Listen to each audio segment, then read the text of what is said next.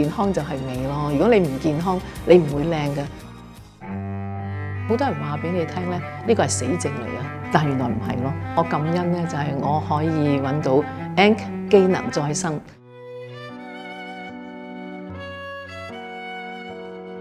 行完咗5個鐘頭故宮，因為個地不平啦，同埋嗰啲踎廁啦，咁我行完之後就開始痛，好似個膝頭哥真係要甩咗出嚟咁樣嘅，行一步痛一步。受傷之後梗係擔心啦，除咗做手術之外，我全部都試過，但係我發覺到有啲嘢我做唔到。咁樣啦，有個同事介紹咗我嚟咧 ANC 機能再生，咁佢哋最難得就係見到好多真客嘅實證。係好唔容易嘅，咁所以我相信我就開始咗，俾到我感覺係專業得嚟咧，仲係喺好多方面都照顧到，見到啲同事係好有笑容嘅，我覺得好窩心咯。如果係100% 嘅痛咧，我諗而家我應該係個痛得20%。